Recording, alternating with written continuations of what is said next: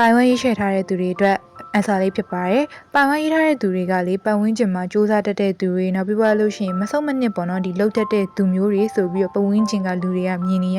ကြရတယ်ပေါ့နော်။ဆိုတော့လူမှုရေးမှာလေအဲ့လိုဒီစူးစမ်းတတ်တဲ့အတွက်ကြောင့်မို့လို့လေအားကြတဲ့သူတွေလည်းရှိတယ်လို့ကိုနဲ့ပေါ့နော်ဒီအခွင့်အရေးတွေအခွင့်အလမ်းတွေကမ်းပြီးတော့တူတူလှုပ်ချင်တဲ့လူမျိုးတွေလည်းရှိရပေါ့နော်။ဆိုတော့အဲ့လိုလူတွေကိုကိုအနေနဲ့တေချာစီစစ်ရွေးချယ်ရမယ်လို့ကတ်တွေကပြောထားတဲ့အနေအထားမျိုးမှာရှိတယ်။အချို့အခွင့်အရေးတွေကပေါ့နော်ဒီလူမှုရေးပတ်ဝန်းကျင်တွေထဲမှာကိုတွက်ကောင်းကြီးတစ်ခုဖြစ်သွားနိုင်တာရှိတယ်လို့အချို့အရာတွေကလည်းကိုတွက်တော့ဒီပေါ့နော်ဒီလေးလံထိုင်းမိုင်းသွားစီရဲ့ကိစ္စလေးတွေရှိတဲ့အတွက်ကြောင့်မို့လို့တော့ကိုအနေနဲ့တေချာလေးရွေးချယ်ရမယ်လို့ကတ်တွေကပြောထားပါတယ်ဆိုတော့ပိုင်ဝန်းသမားလေးတွေကအလုပ်ကြိုးစားတဲ့သူတွေဖြစ်တဲ့အလျောက်ပေါ့နော်ကိုယ့်ရဲ့ကြိုးစားမှုကိုမရက်တန့်ပဲနဲ့ဒီဘာကြောင့်နဲ့ပေါ့နော်မရက်တန့်ပဲနဲ့ဆက်သွားဖို့တော့ပြောထားတယ်ဆိုတော့ဒီဘာကိစ္စလေးပဲရှိနေဘာတွေပဲအနှောက်အယှက်ဝင်လာကိုအနေနဲ့ဆက်ကြိုးစားပါဆက်လုပ်ပါဆိုပြီးတော့ပြောထားတဲ့အနေအထားမျိုးမှာရှိရပေါ့နော်ဆိုတော့ပေးလာတဲ့အခွင့်အရေးတွေကိုလည်းစစ်စစ်ပြီးတော့လက်ခံယူပါလူမှုရေးမှာသတိထားရမှာကကိုစူးစမ်းနေတဲ့ဟာတွေကိုတစ်ခါတလေကြာရင်အပြိုအပားတွေနဲ့လိုက်ဖြတ်တတ်တာမှုလို့ကိုအနေနဲ့သတိထားပေးပါဆိုပြီးတော့ပြောထားပါတယ်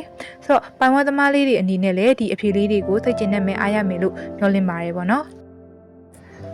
ပိုင်လူသမားလေးတွေကကြတော့ဗောနော်ဒီကိုကိုစိတ်တရိုက်ချိုးမဲ့သူတွေကိုတယောက်တည်းဖြစ်အောင်နေမဲ့သူတွေနောက်ပြီးတော့ကိုကိုကြောင်ပိတ်ထားမဲ့လူမှုပတ်ဝန်းကျင်နေရအနေထားလေးတွေမှာနေမိနေတဲ့သူမျိုးလေးတွေလို့မြင်ရတယ်ဗောနော်ကိုအနေနဲ့ကကြတော့ကိုတယောက်တည်းတောက်ပအောင်စူးစမ်းရုန်းကန်နေရပေမဲ့လေကိုရဲ့တောက်ပမှုကိုလူတွေကဗောနော်မမြင်မဲနဲ့ဒီလူမှုပတ်ဝန်းကျင်မှာရှိနေတဲ့လူတွေကမမြင်ဘဲနဲ့ကိုကိုလှောင်ပိတ်ထားတာမျိုးတွေနောက်ပြီးလို့ရှိရင်ကိုဗောနော်ဒီလွတ်လပ်ခွင့်မပေးကိုရဲ့အဲ့လိုမျိုးအ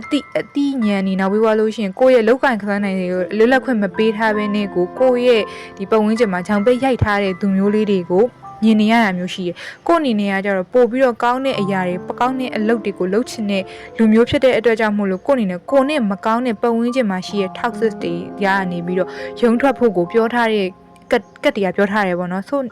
တော့ပေါ့နော်ဒီကတ်တွေထဲမှာကိုအနေနဲ့ဒီ family ကြောင့်ဖြစ်စေဒီ